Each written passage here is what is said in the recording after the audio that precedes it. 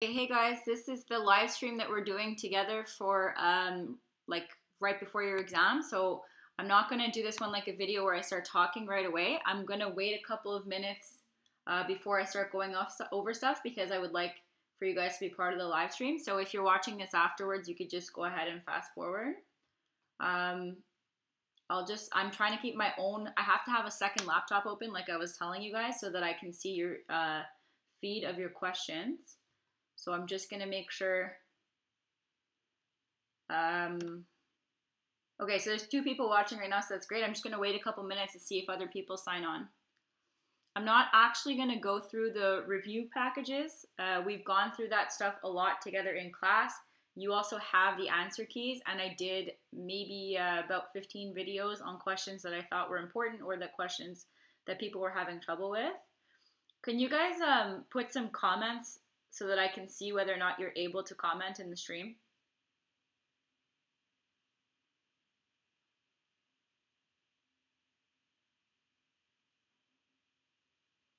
Okay, nobody's put any comments yet, but I can see that there's like 7 or 8 people watching.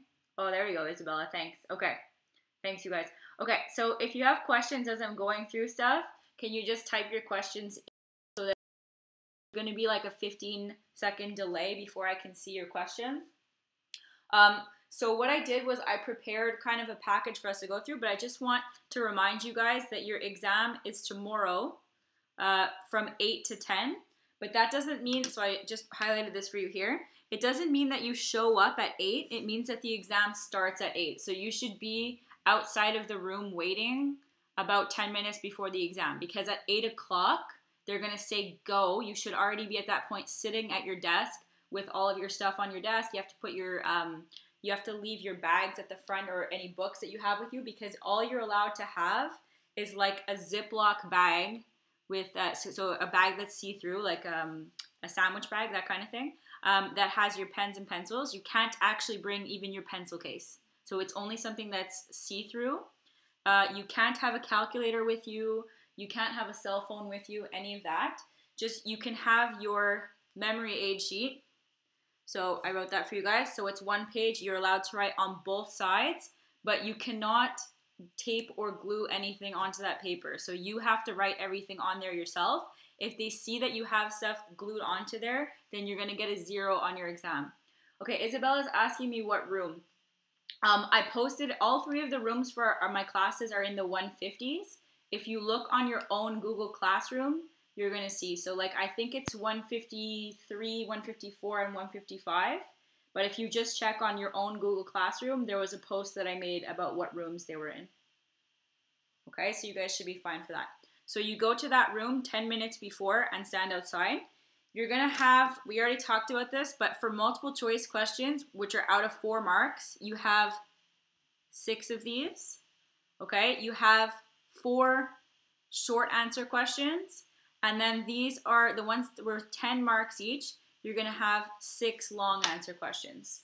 Okay, so if you calculate that, that gives you a total of 100 marks. So that's what the whole exam is out of. Okay, so for these ones, I just want to make sure you guys remember, we looked at this in class.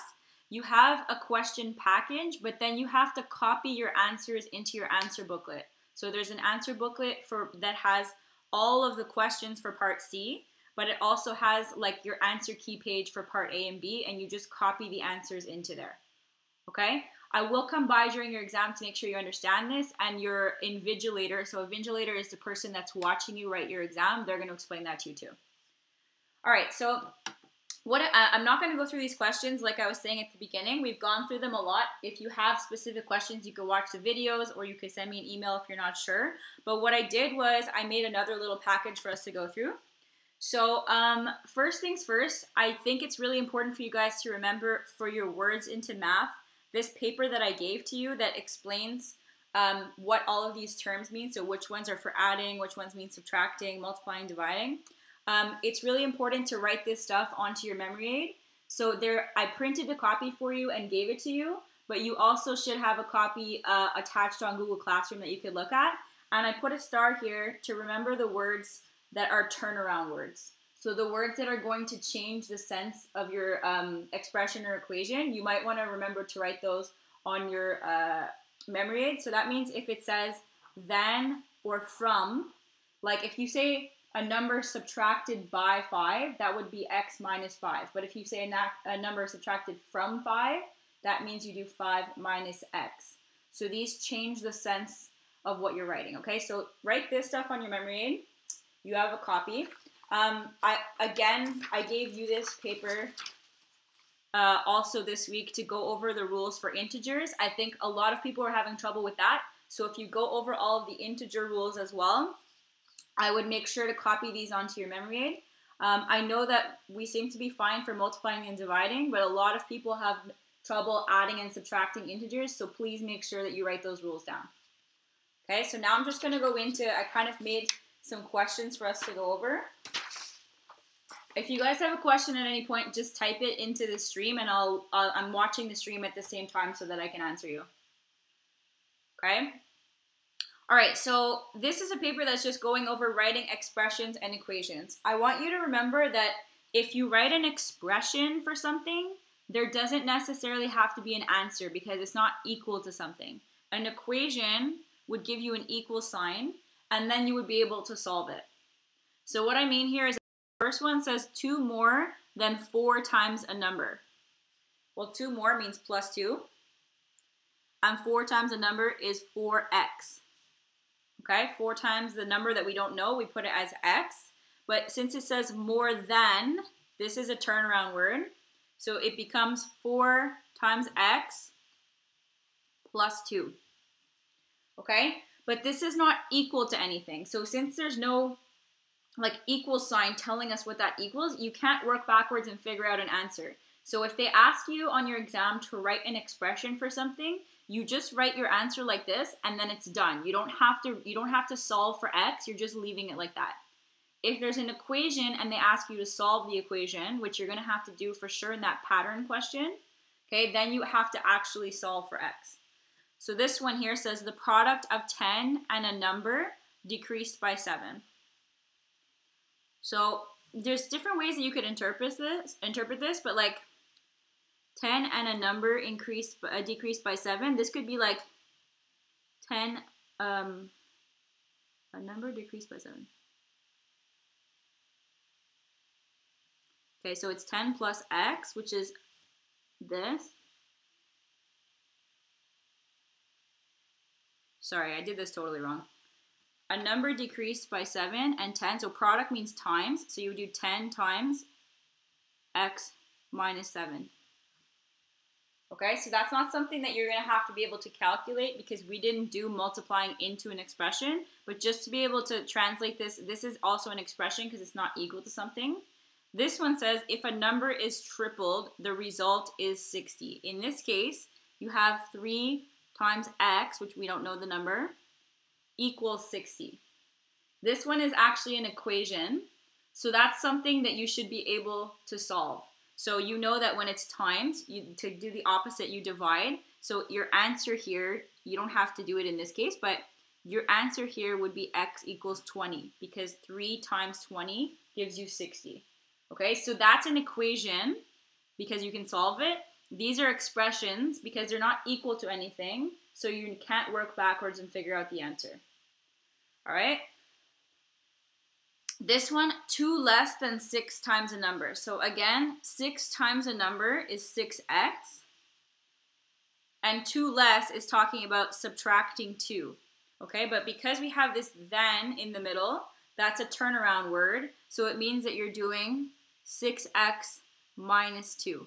So be careful of those words. All right, I'm only doing these ones, and there's one more at the bottom here that I want to do because it had an exponent in it. So this one says 4 times a number squared less 3.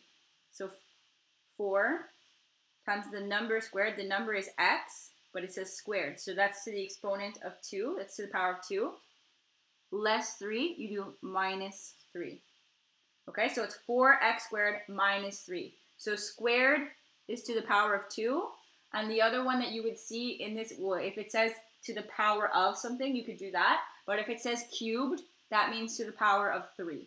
So those are ones that you have to memorize for your exam or write them on your memory aid. Okay, so that's it for expressions here. There's some other stuff from earlier in the year that I want to make sure we go over. So these words, you need to know what they mean.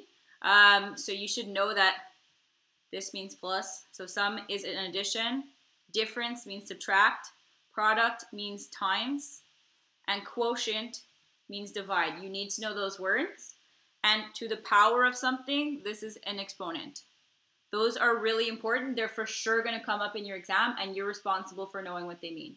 Okay? But there's also other words for those things when we saw it in the algebra one, so pay attention to those too. Okay, for these exponents, if it's equal to x like this, you would have to write what x is. So 12 squared, remember that's 12 times 12. So in this case, x equals 144.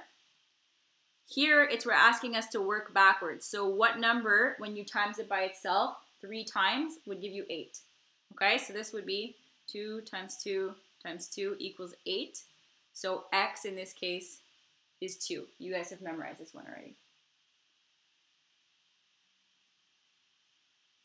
Okay, somebody's asking me, can you put on Google Classroom the meaning of the words that we need to know, please? Okay, yes. So these ones you need to know for sure. The other ones that we've talked about in class that you need to know about are anything to do with money. So you need to know the words like deposit into your bank account. You need to know a withdrawing from your bank account. So we took notes on all of this in class. You need to know what an expense is. So if an expense means you're like losing money because you're buying something. Those kinds of words are going to come up in your exam, the ones to do with money that we've seen so far. Okay? And then the other ones, all of these ones that we talked about, words into math, all of this, you have a copy of this on Google Classroom already. Okay? So back to this exponent stuff. If the x is up here where the exponent is, you can't write 7 as your answer. So you guys know that 7 times 7 is 49. Again, all of the exponent stuff that you're going to have on your exam is within your 12 timetable because you're not allowed a calculator. So you guys have memorized all of them. If for whatever reason you have no idea of your times tables, then go ahead and copy your timetables. Okay, Maddox is telling me that it's him, not his grandma. No problem. I realized it was probably a student. Thank you. Okay. This means 7 to the power of 2. So in this case, your x equals 2. So yeah, what I was saying about your times tables, if you have a lot of trouble with your timetable and you can't figure out how to multiply numbers, then by all means, copy the 12 times tables directly onto your memory aid somewhere. You have that piece of paper, you can write whatever you want onto that piece of paper. Okay? All right, so down here for the area of a square is 25 centimeters squared, and then it's telling us to find the perimeter. You're responsible for knowing that area is the inside. So area of a rectangle is like you did length times width. Okay? And the perimeter is adding up the outsides. Okay? You need to know those things. In this case, my rectangle didn't look very good here to like show that this is supposed to be a square, but I wrote it's a square. Okay? So all of these sides are supposed to be exactly the same. Okay, Sophia's asking me for the exam, do we need to know the divisibility rules for 7 and 8? No, absolutely not. We did not learn them. The other classes did not learn them either. So we are going to go over the divisibility rules, but 7 and 8 is not on the exam. Okay, so back to this question. If I have a square and I know that the area is 25 centimeters squared, this means squared. That means that this side and this side are the same. And when you multiply them together, they give 25. So I'm trying to figure out what number squared equals 25. So 5 times 5 gives me 25. So my x, my side length, is 5. Okay, but that's not the answer. In this case, we still have to be able to find the perimeter. So that means all of these sides, since it's a square, even though it doesn't look like one, okay?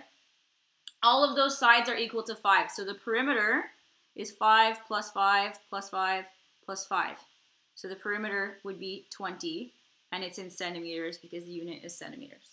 Okay, so you do have to be able to do this for your exam. You could do the perimeter of basically any shape if you needed to. I don't think you're gonna have to do some kind of weird shape, but really perimeter just means add up all the sides. So if you have all the sides, you should be able to recognize that perimeter means add them up.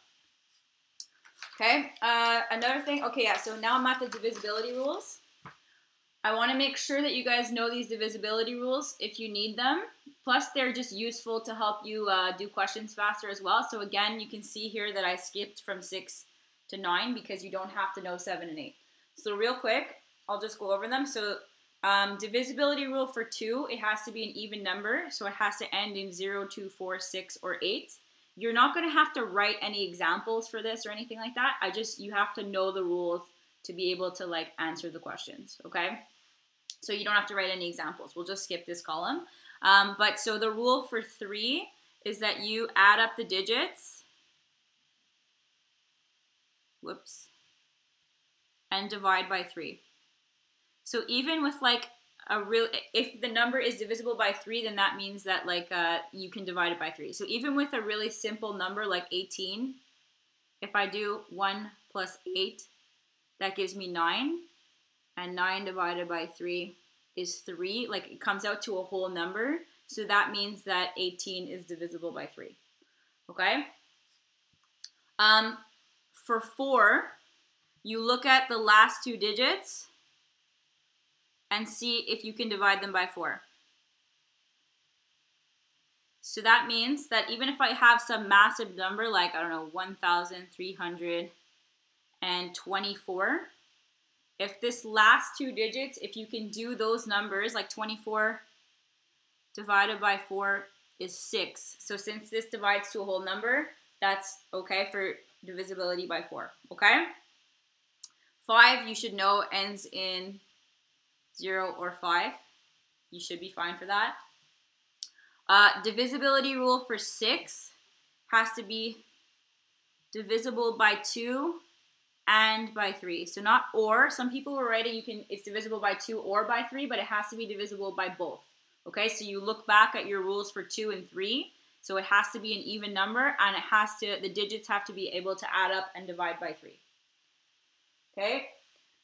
The rule for 9 is almost the same as the rule for 3. So you add up the digits. If you can divide it by 9 into a whole number, then it's divisible by 9. So same thing with 18. We already did this. You do 1 plus 8 equals 9. 9 divided by 9 equals 1. So that is a whole number, and it is divisible by 9. Okay, and the last one, divisible by 10, you should know this as of like grade 1, okay? You go 10, 20, 30, 40, they all end in a 0. Okay, so make sure that you know those rules or that you have them down on your memory aid so that you can consult them during the exam if you need them. Okay, LCM and GCF. So we've been doing this quite a bit in class, and I feel like you guys are getting way better with the new technique that we were using. Yeah, sorry, somebody just wrote 0 in the stream, so that's fine. Okay, yeah, so with the new technique that we're using, you're going to factor all 3 of the numbers, but we're going to keep the table underneath because it'll be way easier to calculate, especially our LCM, which we've been seeing recently when you have bigger numbers, it could be massive, so you don't want to be making a list. Okay, so I'm going to start with 36. 36 is 2 times 18. 18 is 2 times 9. 9 is 3 times 3. Okay, I'm going to start my table underneath right away, but you guys don't have to, you can do it at the end if you want to. So for 36, I put new columns for each one of my prime numbers. So 2, 2, 3, 3. So the first number, you're going to have all separate columns because it's the first one that you're doing. But then after that, you factor the next one, and you're going to add them in underneath.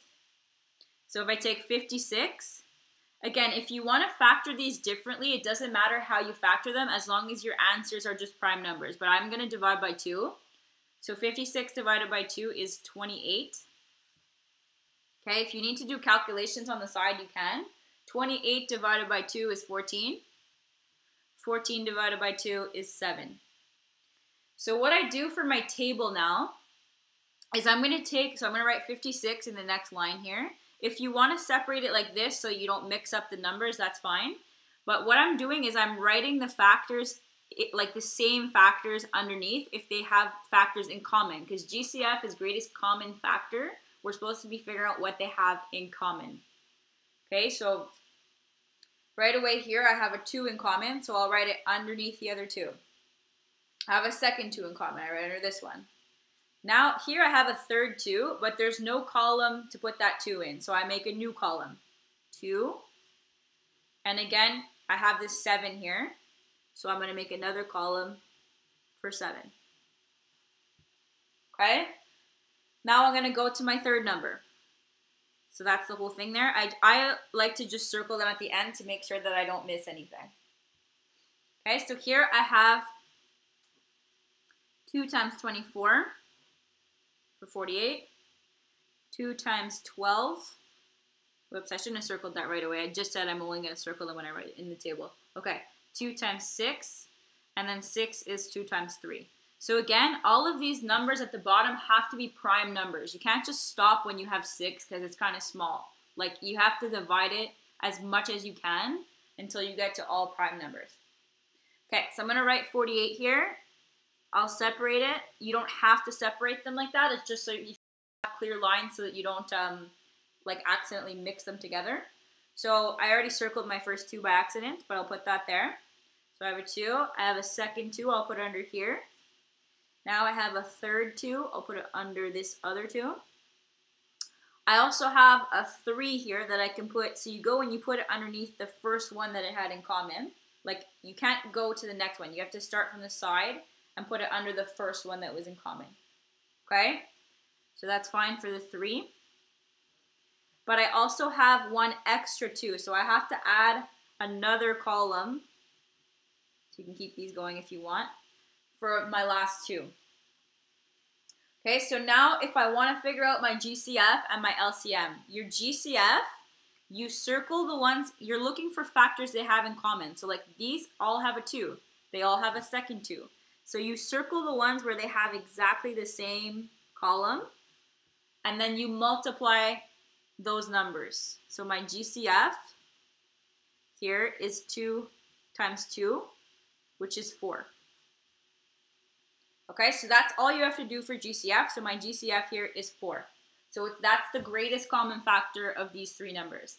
The LCM takes a little bit longer to do, but what you're doing is you're taking 1 from each of these columns and multiplying them. So my LCM, you can write them across the top if you want. Some people find that helps. 2, 2, 3, 3, 2, 7, 2, but you have to multiply all of these numbers.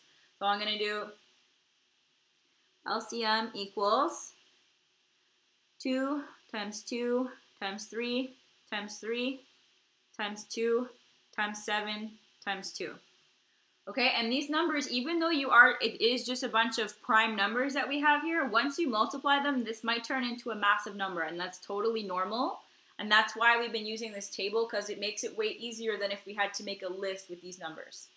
Okay, so I'm going to do these in segments. So I'm going to do like this. 2 times 2 is 4 times, put these together. 3 times 3 is 9 times 2 times 7. I like to just do it in little groups because you don't want to accidentally like start doing stuff in your head and make a mistake. 2 times 7 is 14. And then times 2. Okay, then you try and put them together again. So I'll do 4 times 9 is 36 times. And I do 14 times 2 is 28. Okay, now that I'm at this point, I don't know about you guys for your multiplication tables, but I can't do that in my head. So now I would take what I have left here, and this is totally fine for a long answer question. You're supposed to show all your work. This is a ton of work, and it's out of 10 marks. You're supposed to show everything. So I would actually go somewhere and maybe on the side here and just do 36 times 28 and actually do my long multiplication, okay? Because I can't memorize, like I haven't memorized what 36 times 28 is in my head. So I'll do 8 times 6 is 48. 8 times 3 is 24, plus 4 is 28. Don't forget to add your 0 when you go to the next row. 2 times 6 is 12, so I'll cross out this 4. I don't need it anymore. 2 times 3 is 6, plus 1 is 7. And then you're just adding these numbers up, okay? So this should be something that you've been doing for years. Like I said, if you can do this in your head, then there's no need to write this down. But I can't do that one in my head anymore, so I like to do it as a long multiplication. So this should come out to 1008, okay? So 1008. That's your LCM. So you multiplied all of the numbers from across all of the columns. Gives you 1008. So again, that would have taken us forever if you were doing it in list form. But like this, it makes it way simpler. So you just have to, it takes a while to do these little multiplications, but they're doable as opposed to making a list of 36 and 56 and 48 and then circling the numbers they have in common. It could take a long time. Okay, so I am going to do one other LCM and GCF word problem at the very end because the question that you have on your exam for these, like your LCM GCF question, is a word problem, and there's a little bit more to it, and I don't want you guys to get confused. So I'm just going to move on from this one. If there's any questions, again, you guys should be typing the questions into the stream so that I can answer them. Okay, so it's the last time I'm going to be talking to you before your exam. And during the exam, I'm going to come by, but I'm not allowed to answer your math questions. So if you have questions, ask me them now. All right. Here's some integer stuff. So adding and subtracting, multiplying, dividing, all to do with integers. So just to remind you about these rules, if they have these, this is just normal. So if you're adding up two numbers that have the same sign, you just add them up. 5 plus 3 is 8. They're both positive numbers. So your answer is positive 8, okay? When they're positive, you don't have to write the plus sign. When they are negative, you do have to write the negative sign, okay? This one says, it's hard to see through the video, but it says positive 18. This is divided by negative 3. So 18 divided by 3 is 6, and it's positive divided by a negative, so it's negative 6. All right, here we have negative 12 minus positive 6. So when it's a subtraction, you are supposed to keep the sign of the first number. You're supposed to change the minus to a plus. And you're supposed to flip the sign of whatever this was. So since it was positive 6, now it's negative 6. So now that we do this, if you look at it as an addition, I'm adding together two numbers with the same sign. So 12 plus 6 is 18, and they're both negative. So it's negative 18. And if you think about it, it kind of makes sense because if it's negative 12 degrees outside and it's going to decrease by 6, it's getting even colder. So it goes down to negative 18. Okay, so when you're doing a subtraction, you're supposed to rewrite it as an addition and then add them together. All right, this one says negative 4 times negative 3. I'm really sorry, it's kind of like not very high quality for you to be able to see the questions, but it's the times, okay? Negative 4 times negative 3. Well, negative times a negative is a positive, so it should be positive 12. This one, negative 2 to the power of 4. Okay, if the negative sign is inside the bracket, then that means you're doing negative 2 times negative 2 times negative 2 times negative 2. If it was on the outside of the bracket, you would be doing just 2 to the power of 4 and then adding a negative sign at the end, okay? That's important to know for your exam.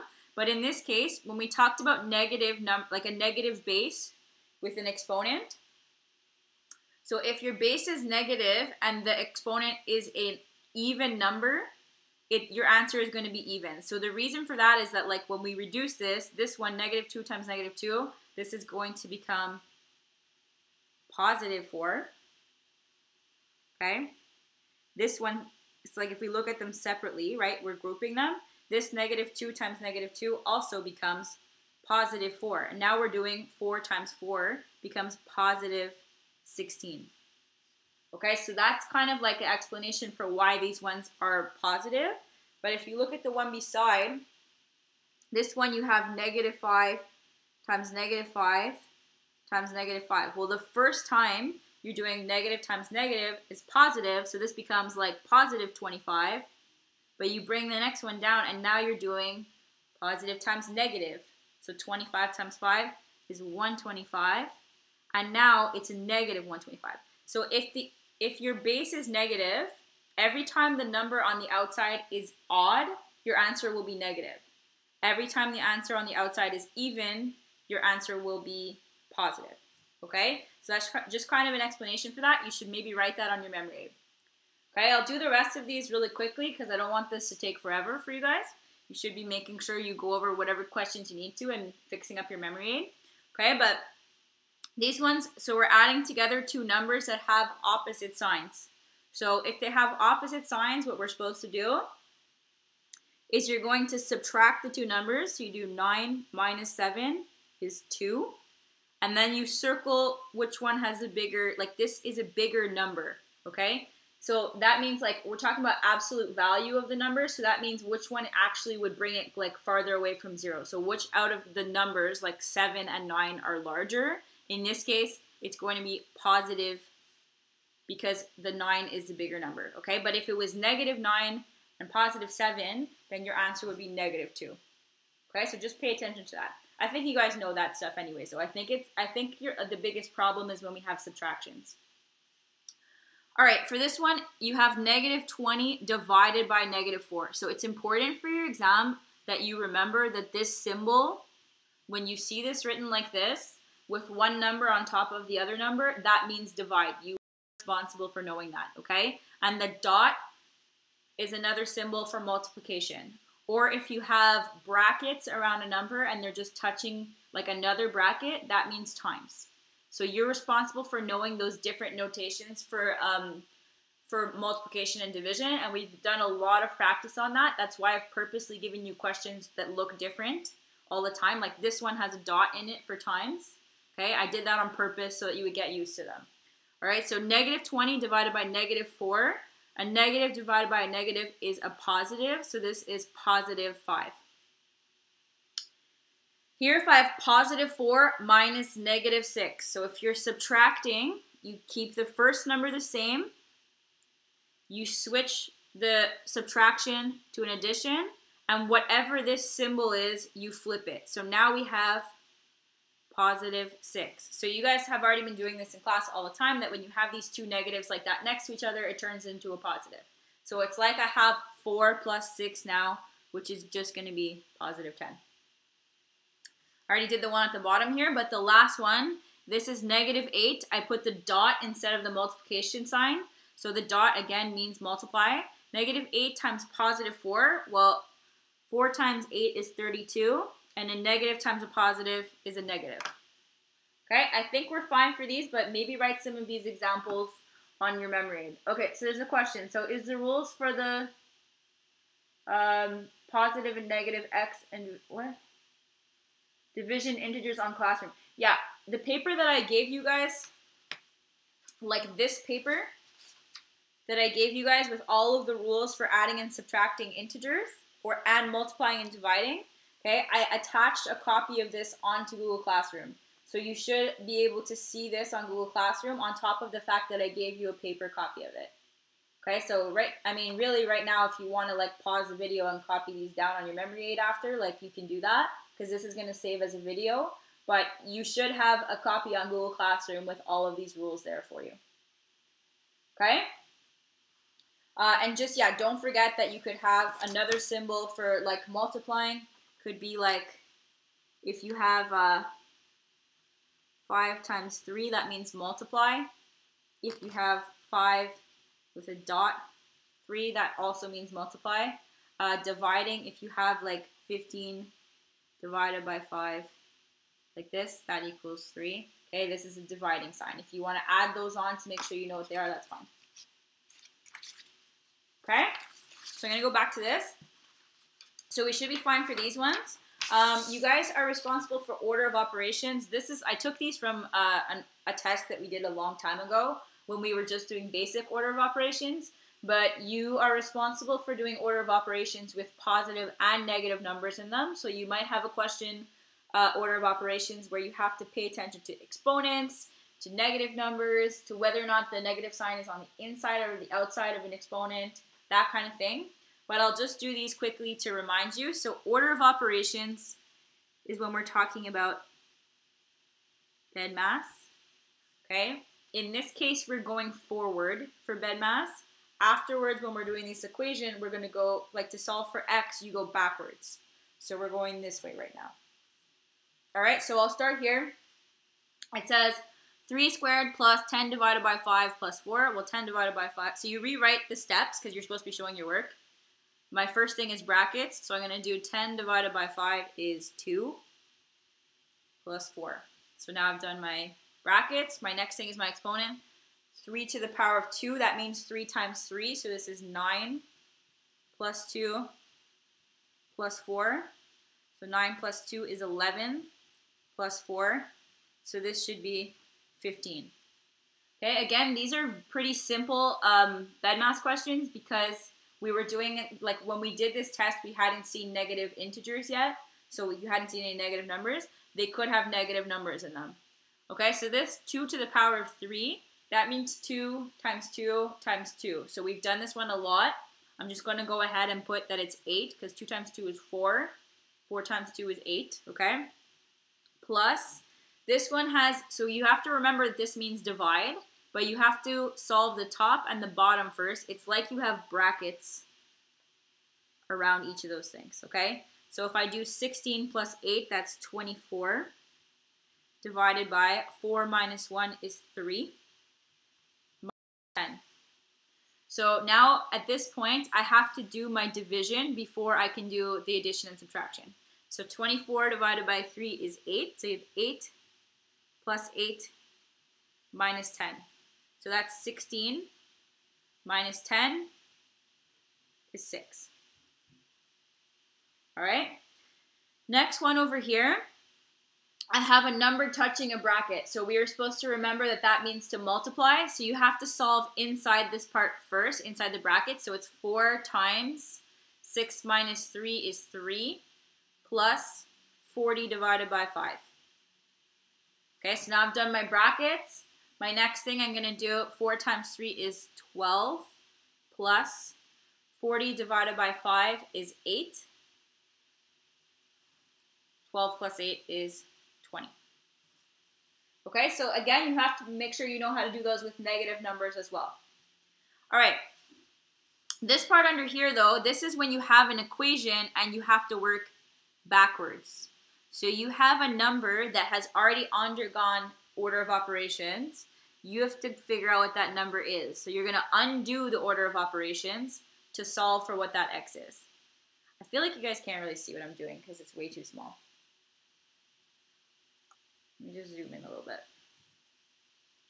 Okay, this one says x divided by 7 plus 1 equals 5. So if I'm going backwards from this, I start with my addition and subtraction. If this was a plus 1, if I was adding 1, to undo that, I'm going to subtract 1 on both sides. So this goes away. I'm left with my number divided by 7 equals 5 minus 1, which is 4.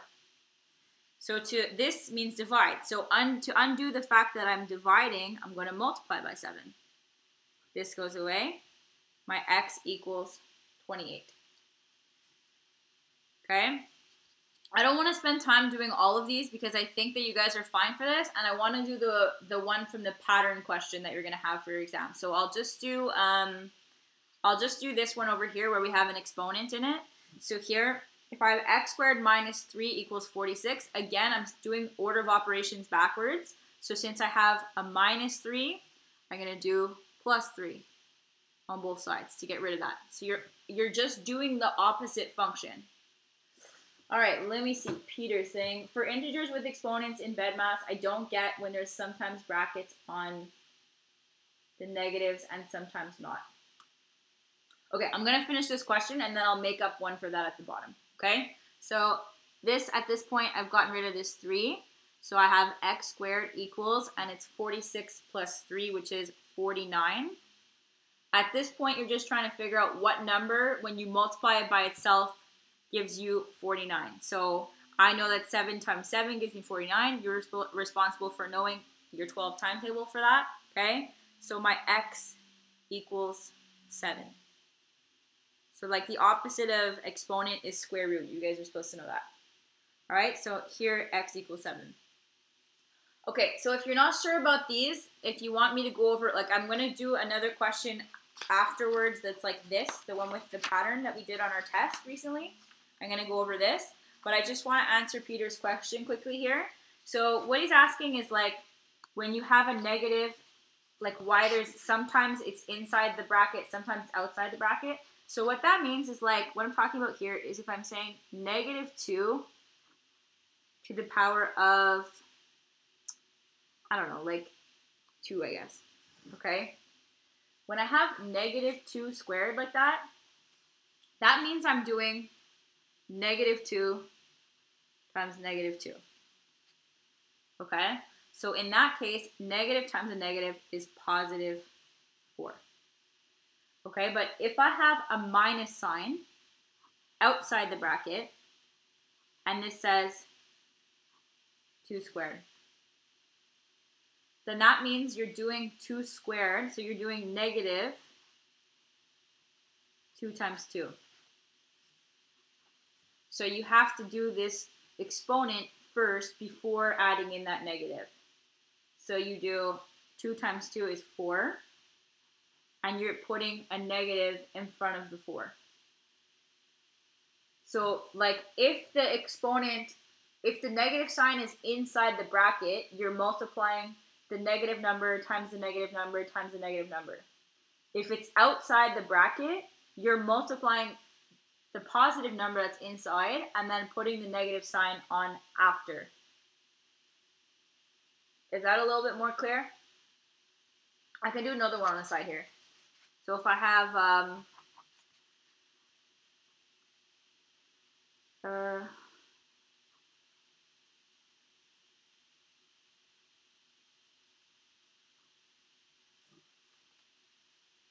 okay.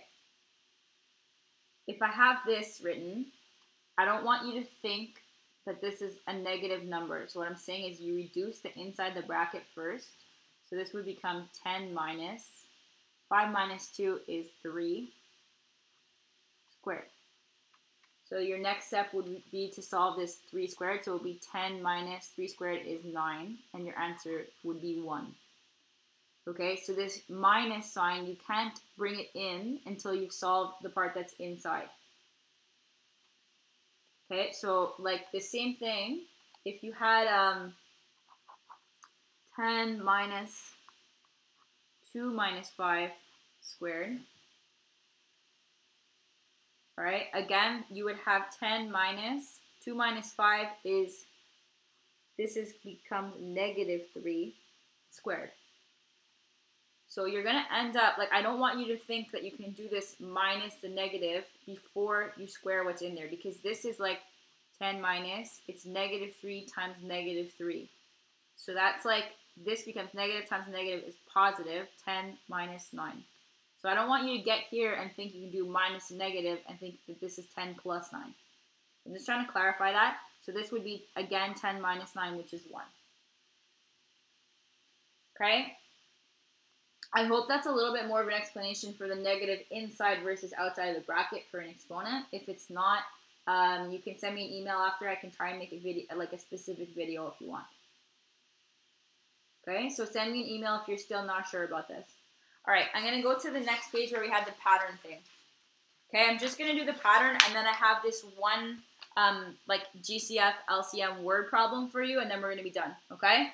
I realize it's getting a bit long. Okay, so this was the question that you had on your test. It's exactly the same one from your test. So we solved it on the board together after the test as well.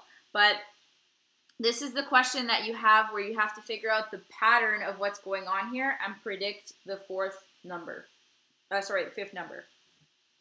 So you're supposed to show your work here. So if 2 times x equals negative 22, then to undo this, you have to, because you want to have only one x alone. So this is 2 times x. The opposite is dividing by 2. So this is where we're going backwards from our bed mass. Okay, the only thing that's happening in this one, because it's a one-step equation, is multiplying by 2. So to undo that, we're going to divide by 2. This will go away. negative 22 divided by 2, so negative divided by a positive is negative 11. Okay, Ramin is asking me, are you going to do another live stream in like an hour? No. I don't know why I would do that. I'm doing it now. This is like, we've been on here for like 45 minutes. We're going to finish this. Hopefully it's done like before we've been on here for an hour, and then that's it. We're done after that. Okay? After that, if you have any specific questions, you can send me an email. Okay. So for the second one, if I have 2x plus 6 equals negative 12. So again, these are two-step ones. You're undoing the order of operations that already happened to x, so I have to work backwards. I start with my addition and subtraction. If this is saying 2 times the number plus 6, well, to get rid of the plus 6, I'm going to subtract 6. So you have to subtract 6 on the other side too. Okay, so this is 2x that's left on this side. On this side now, I have negative 12 minus 6. So if you need to like change this around because you have trouble with these integers, you could rewrite this as negative 12 minus positive 6. So now you're subtracting something. So the first number stays the same, negative 12. The middle one changes to a plus. The last sign changes, so it's negative 6. So this, a lot of people were writing negative 6 here, but when you have negative 12 and you subtract 6, it comes out to negative 18.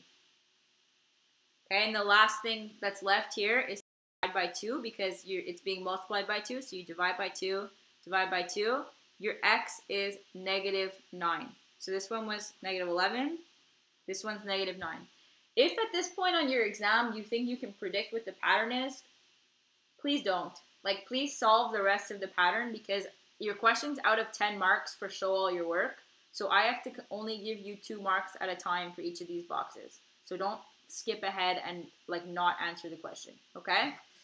All right, the next one underneath says 2x plus 1 is negative 13. So again, I was adding 1 to this. To get rid of that, I'm going to subtract 1 on both sides.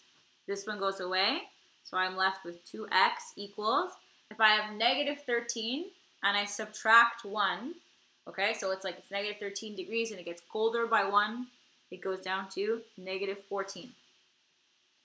Okay, last thing, divide by 2 because it was multiplied by 2. Divide by 2. So this goes away. My x is negative 7. If you get an answer and you're not sure if it's right, you can go plug it into the equation. So I could go over here and write 2, and where it says x, I'm going to replace it with negative 7 plus 1. And it's supposed to equal negative 13. Here, if I do 2 times negative 7, that's negative 14 plus 1 equals negative 13. So negative 14, when I add 1, so it goes closer to 0, becomes negative 13. If both sides come out the same like this, then you know that your answer was right. Okay, you can check that at any time for any of your equations. The last one, this is the one that for some, like on your paper, I had messed up on your test, and I asked you guys to rewrite it. So x plus 7 equals 2. So this one is just a one-step equation, but if you have x plus 7 equals 2, there was people freaking out during the test saying this is impossible. It's not. We've seen negative numbers already. If you're adding 7, to get rid of it, you're going to subtract 7. This will go away, so you just have x left, but you have to subtract 7 on the other side. So if you have positive 2 and you want to minus 7, you're supposed to rewrite it as an addition underneath. So this becomes 2 plus, this was a positive 7, so you write positive 2 plus negative 7. Now you have two numbers that are opposite sign. You're supposed to subtract them. So 7 minus 2 is 5. And this is the bigger number. So you take the sign of the bigger number. So x is negative 5. Okay? What this question is asking you is what would be the answer in the next question. So it's showing a pattern. This was negative 11, negative 9, negative 7, negative 5. So the next one would be x equals negative 3. Okay, we went over this several times in class. There's going to be questions similar to this on your exam that has to follow a pattern. So you guys should have no problem with this at this point. I think the problem is not with the algebra. I think the problem is with the positive and negative integers. So make sure you look at your integer rules and have them written on your memory aid. Okay, one last question and then I'm going to let you guys go. You have an LCM GCF question on your exam that is a word problem that you have to solve, okay? So I want to make sure that you're able, this one's kind of complicated and I would, like this one I think requires a calculator. The one you're doing on your exam is similar to this setup. It's just that the numbers are simpler because you don't have a calculator, okay? So this says, Megan is in charge of making goodies bags for the end of school year party. She has 660 gumballs, 396 individually wrapped chocolates, and 264 glitter pens. If she wants everyone to get the same amount of gumballs, glitter pens, and chocolates, what is the maximum number of bags she can make, and how many of each item will each goodie bag contain? So what you're going to do here,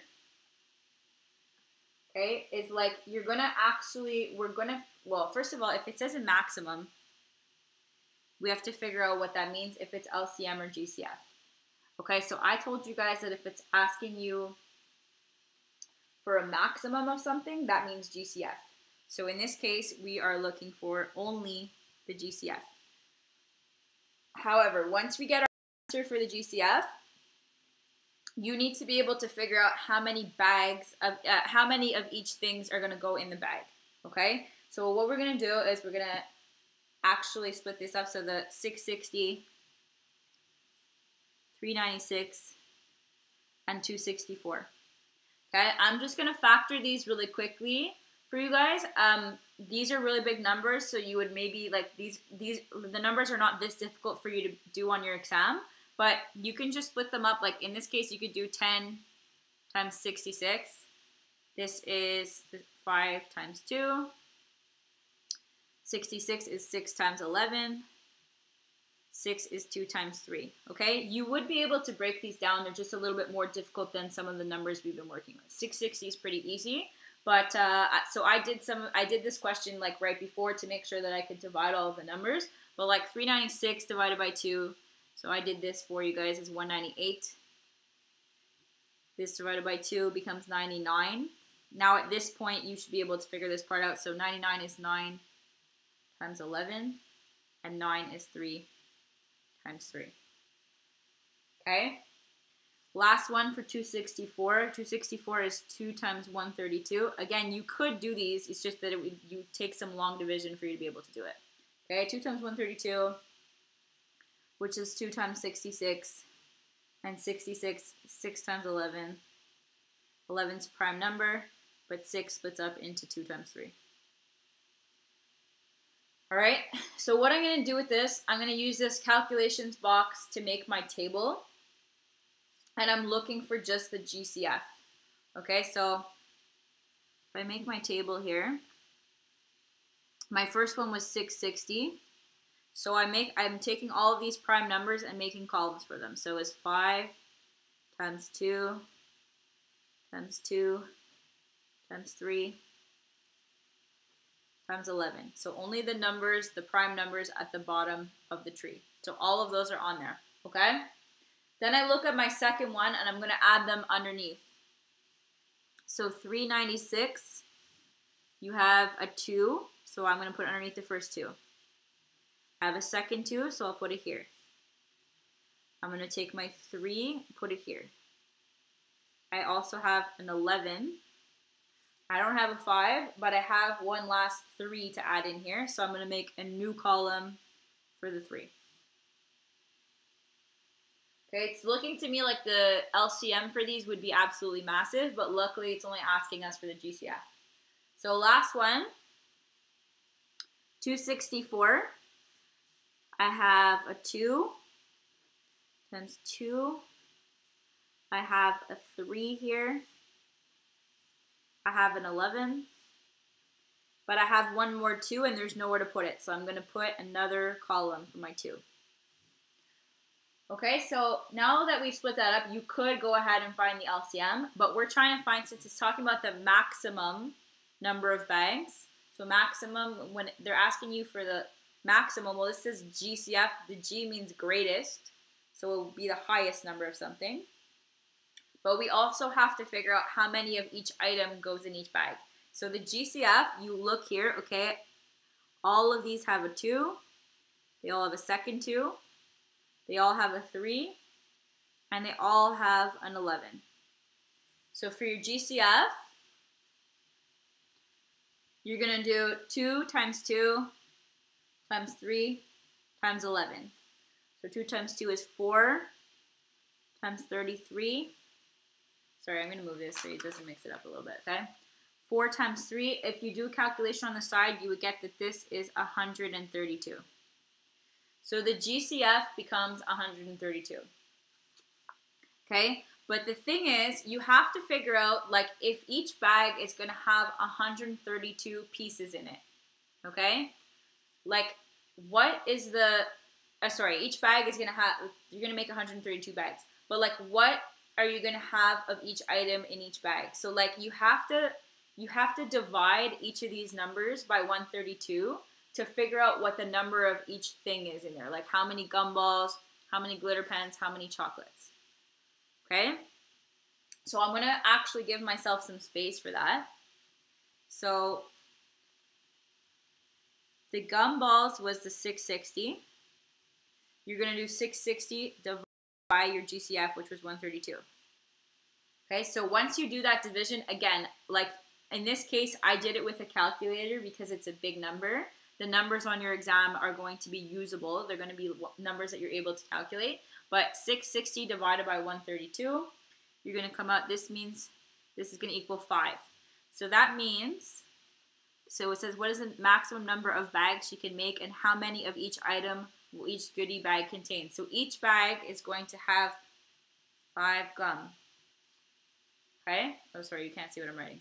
So each bag is going to have 5 gum. If I do the 396, so which one was 396?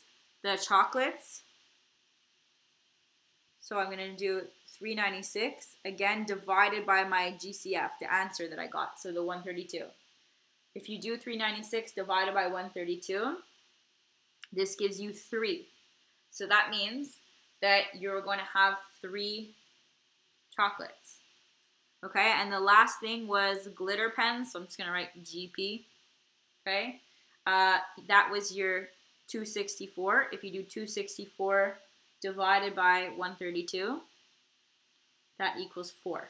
That equals 2. Okay, so then that means you have 2 glitter pens.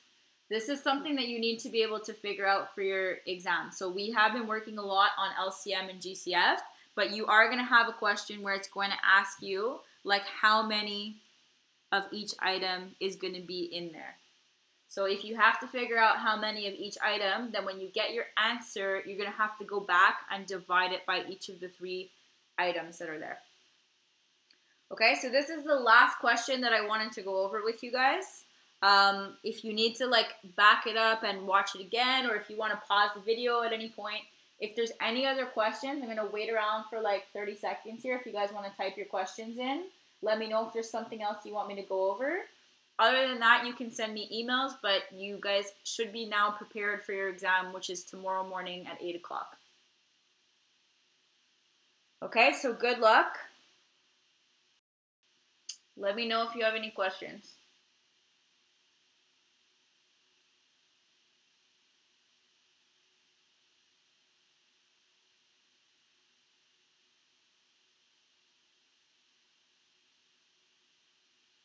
Well, someone's saying thank you. You're welcome, you guys. Okay, good luck. You got this.